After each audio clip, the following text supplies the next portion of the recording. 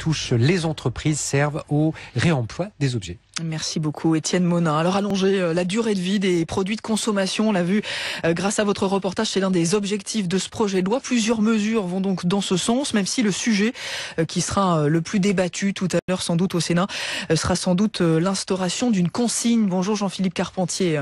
Bonjour. Vous êtes le président de la FEDEREC, qui est une fédération qui regroupe plus d'1 millier d'entreprises de recyclage. Vous avez dit très tôt votre opposition à la création d'une consigne.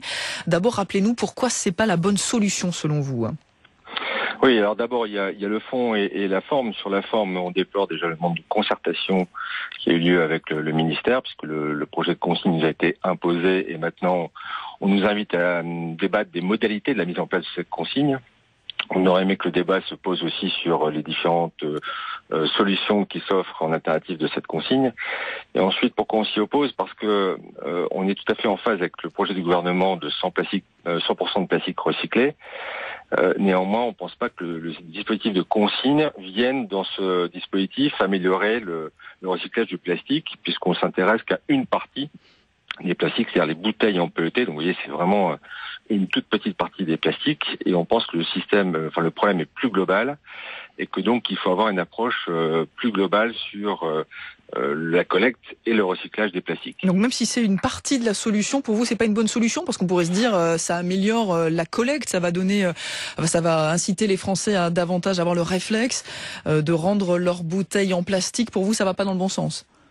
C'est-à-dire que la bouteille plastique est, même si c'est pas encore parfait, est un des plastiques les mieux collectés déjà, puisqu'on est à 99% de collecte. Par contre, la bouteille n'est pas dans le bon bac. Donc, il n'y a que 57% de ces bouteilles qui sont recyclées. Donc, c'est un faux problème de dire que la bouteille pollue la nature, etc.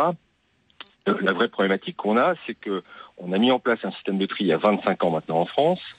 On a eu du mal à le faire évoluer. Ça commence à évoluer par l'extension des consignes de tri, c'est-à-dire qu'on dit aux citoyens, vous pouvez mettre dans votre bac jaune l'ensemble des emballages dans ce bac.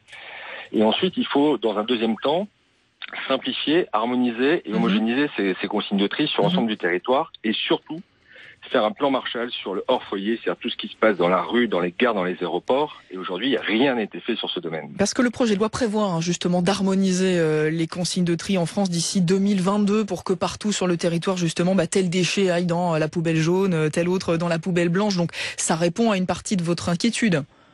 Oui, mais ce qu'on dit, c'est que puisqu'on est parti sur l'extension de consignes de tri, avant de tuer le bébé dans l'œuf, laissons-le aller jusqu'au bout. Donnons-nous la chance de voir ce système réussir, et on pense sincèrement qu'il peut réussir, à condition qu'on y mette les moyens, y compris sur leur foyer, avant de dire on va tout casser, on va mettre en place un nouveau système. Je parle même pas des coûts engendrés par tout ça, mais mettre en place un nouveau système qui va perturber sur le geste de tri, qui va... Pourquoi on parle de la bouteille PET, pourquoi on parle pas de la bouteille de lait, pourquoi on parle pas de la bouteille Tetra Pak du jus d'orange. Enfin, voilà, on complexifie les choses alors que on pense que nous, au contraire, il faudrait simplifier les choses. Donc en un mot, Jean-Philippe Carpentier, vous attendez, vous des sénateurs, qu'ils abandonnent purement et simplement cette idée de consigne?